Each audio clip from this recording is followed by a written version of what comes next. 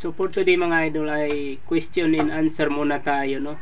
So sasagutin natin yung mga nagtatanong sa ating comment section.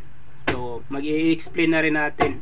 Sasagutin natin with explain yung mga tanong nila. Shout out sa mga hindi nasasagot yung kanilang mga katanungan dahil siyempre busy masyado. So ngayon gagawaan ko na lang ng video para masagot isa-isa yung mga masasagot ang kanilang mga katanungan. So pasensya na sa mga hindi mabibigyan ng sagot ang kanilang mga tanong. Ang tanong dito mga idol, baka sakaling makakuha kayo ng idea dito sa question and answer natin, no? So ang unang tanong dito mga idol is dito sa ating video na Vivo Y11 password problem. So ito yung uunahin natin mga idol. Itong tanong ni Tag version ng Sag Pro Official. So shout out sa iyo idol, Tag Pro. Tag version ng Sag Pro Official. So ang sagot or ang tanong dito ni idol Tag version is, kasi dito sa video na ito mga idol is in-explain ko dito kung paano ba tinatanggal yung password ng cellphone na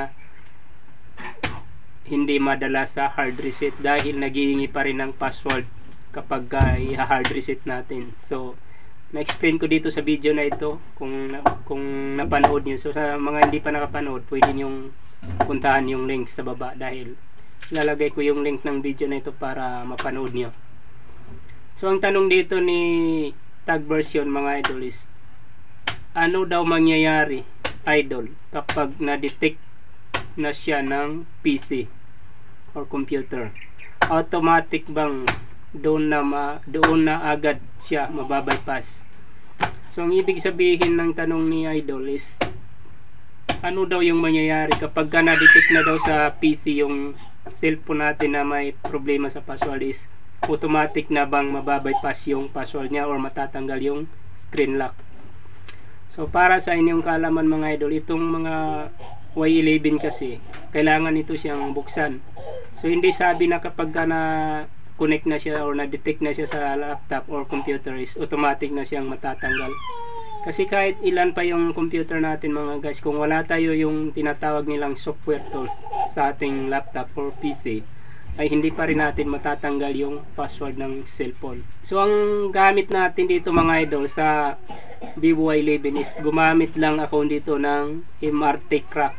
Ito crack lang ito siya mga idol, free ito siya, hindi na ito siya dongle or box. Pero mayroon itong dongle mga idol. Sa mga gustong bumili ng MRT dongle, ilalagay ko lang yung link niya sa baba para diretso niyo nang mapuntahan yung mga legit link na pwede niyo mabilihan ng MRT dongle. Kasi mas maganda pa rin yung dongle na lang talaga yung gagamitin niyo kaysa yung crack lang, kasi mas maraming advantage yung dongle kaysa mga crack lang. Pero ang kagandahan lang ng crack is free na yan siya, i-download mo lang. So itong Vivo Y11 mga idol, kailangan talaga yan siyang buksan kung nakalimutan yung screen lock, dahil ang tawag doon ay test point. So yun yung kailangan natin gawin. Hindi natin yan siya matanggal nang hindi siya binubuksan yung cellphone natin. So yun ang tanong ni idol Tag version ng Sag Pro Official. So sa next tanong naman tayo mga idol. Ang tanong ay galing naman kay Denver Galadlas. So shout out sa iyo idol Denver. So ang tanong naman dito ni idol is, boss, pwede gawa ka, hindi ito nagtanong, parang pautos ito ba, kung sa mga elementary, salitang pautos ito. Boss, pwede gawa ka vlog Tecno Spark AIT6, ang problema auto restart, hindi makapasok sa program. Ayan, yan yung tanong ni idol. So shout out sa iyo idol. So bibigyan natin ng sagot ngayon yung tanong na ito ni idol. So maganda itong tanong niya idol. Maganda rin yung tanong ng unang nagtanong. So ito mga idol, kapag ganun yung problema ng cellphone nyo, nag-auto restart siya, hindi makapasok sa program, dalawa yung sibling nangyayari or nagka-problema sa cellphone natin. Una, yung program niya. So i-try nyo lang siyang i-hard reset or i-reformat So kapag hindi pa rin siya madala is ibig sabihin try nyo yung battery, kasi baka sa battery yung may problema. Tulad nitong video ko dito na ganyan ang problema pero hindi lang siya spark. So sa battery pa rin ang problema niya. So yun yung tanong ni Idol. Maraming salamat sa tanong niyo mga Idol. So next tanong naman tayo is galing kay Manuel Mendoza. So nagtanong siya dito sa ating video na Samsung Wi-Fi and Bluetooth problem. So ang tanong ni Manuel Mendoza mga Idol ay kapag naayos na po ba yung IC, may posibilidad pa po ba na masira ulit? Ang ibig nang sabihin, kapag na okay na daw yung problema ng cellphone, may posibilidad pa ba daw na masisira pa ulit? Ito mga Idol, ang tanong na ito is maganda itong tanong ni Idol na ito. So ito yung bibigyan din natin ito ng sagot at explanation. Shout out sa iyo Manuel Mendoza. Itong cellphone mga Idol, kaya nga yung mga ibang technician nagbibigay sila ng warranty sa kanilang repair na tag 3 to 4 days or depende sa technician kung ilang araw yung warranty na binibigay nila sa kanilang mga nire-repair na cellphone.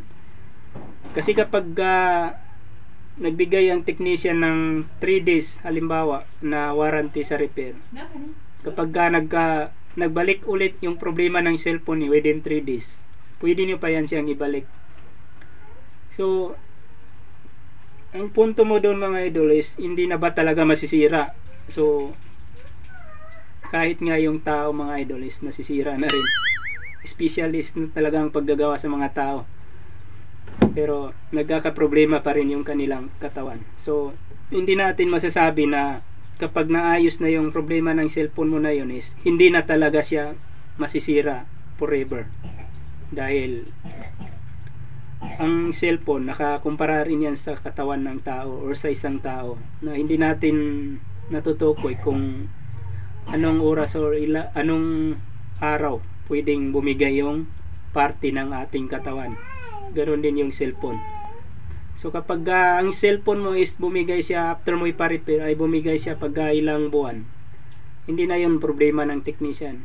Yun ay kusa lang talagang nagbigay yung cellphone mo, dahil siyempre araw-araw mo rin naman siyang ginagamit.